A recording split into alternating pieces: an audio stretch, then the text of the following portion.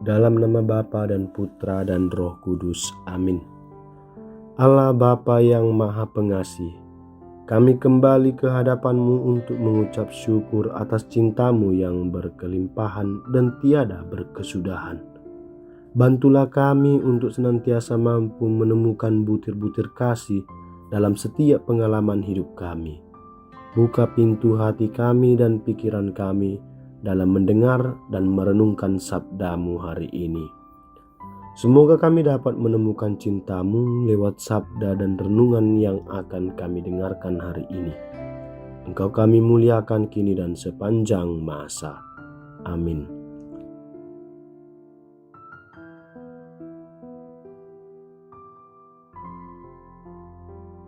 Tuhan bersamamu dan bersama rohmu. Inilah Injil suci menurut Markus.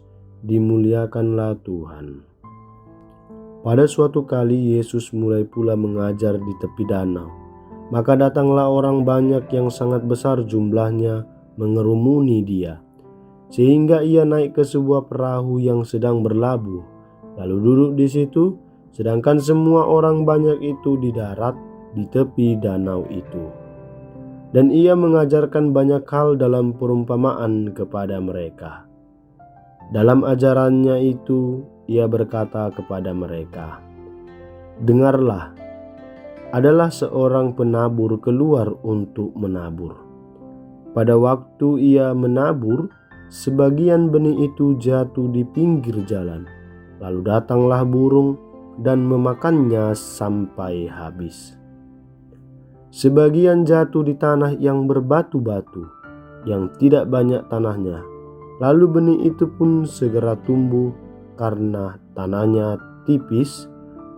Tetapi sesudah matahari terbit, layulah ia dan menjadi kering karena tidak berakar.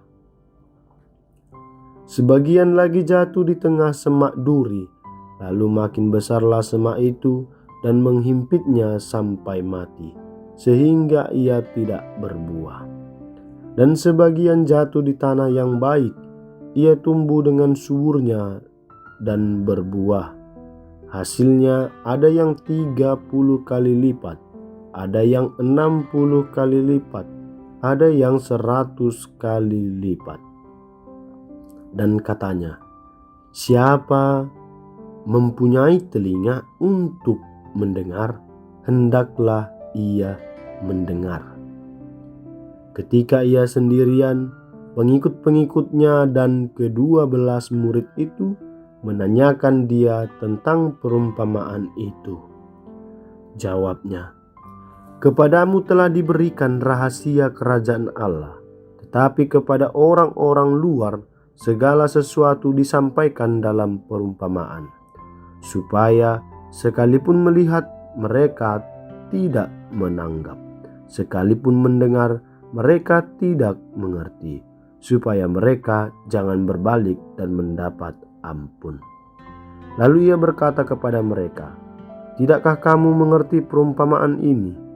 Kalau demikian, bagaimana kamu dapat memahami semua perumpamaan yang lain? Penabur itu menaburkan firman.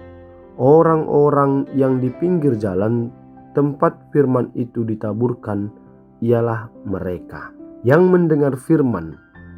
Lalu datanglah iblis dan mengambil firman yang baru ditaburkan di dalam mereka.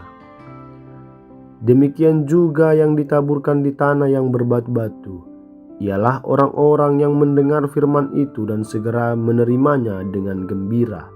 Tetapi mereka tidak berakar dan tahan sebentar saja.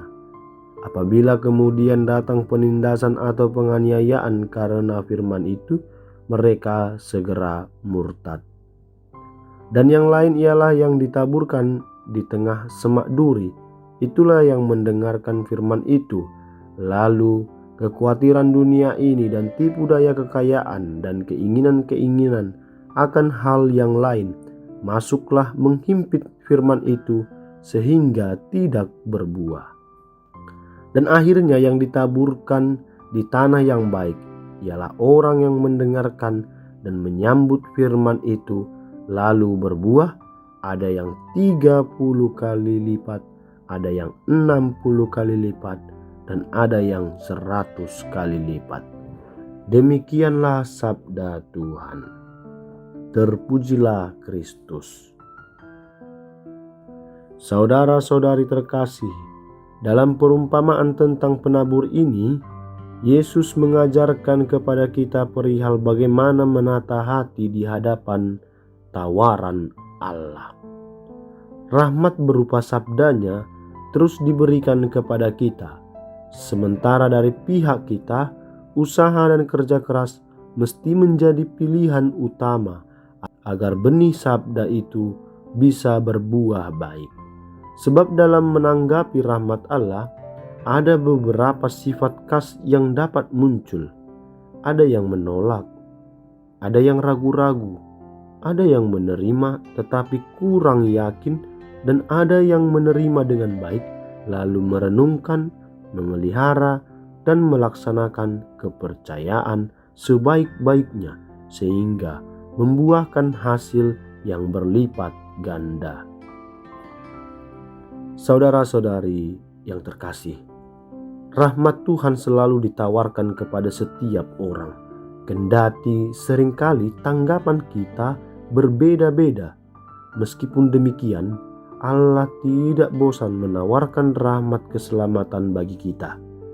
Sebaliknya, kita perlu membuka pintu hati untuk menanggapi tawaran Allah dengan tulus dan bijak. Santo Thomas Aquinas yang kita peringati hari ini dikenang sebagai pujangga gereja yang termasyhur karena kegigihannya dalam menanggapi rahmat berupa sabda Allah dalam kitab suci serta ajaran-ajaran inti Kristiani yang dipelajari dan diajarkannya. Ia bertindak sebagai pelayan dan guru demi mempertahankan keutuhan teologi gereja. Semoga kita pun gigih dalam menanggapi rahmat Allah dan terus kreatif dalam mewartakannya di tengah-tengah dunia. Tuhan Yesus, Engkau menaburkan benih firman-Mu ke dalam hati kami. Jadikanlah hati kami tanah yang subur, agar sabda-Mu bertumbuh dan berbuah dalam hidup sehari-hari.